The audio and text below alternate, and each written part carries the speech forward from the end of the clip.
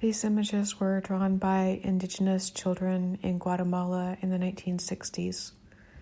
They describe the torture and killing of their loved ones in their communities by those with military-style weaponry and clothing.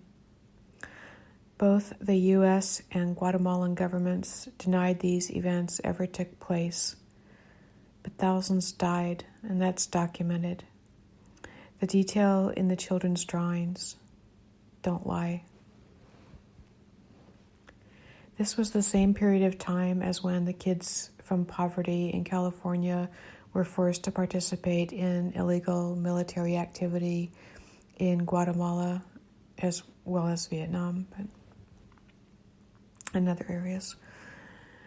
This is near the same period of time and during the same illegal war efforts as when Diana Ortiz, a U.S. nun, was teaching indigenous children to read. She received a note telling her to go home. She thought a lot about it, but decided to stay to serve the children. She was soon kidnapped and taken to a clandestine prison, that's how she described it, overseen by American military-style personnel working off the books. As part of her torture, she was made to kill an innocent Guatemalan woman.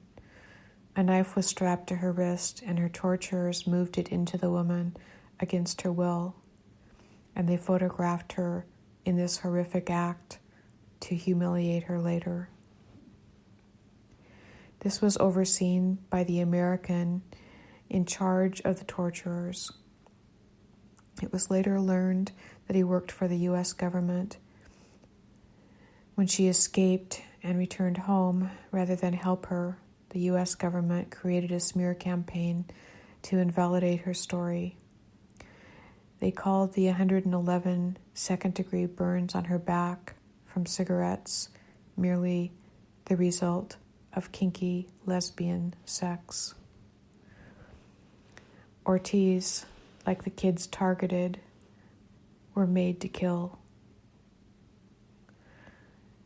So who is really responsible for those deaths? The drawings, they don't lie.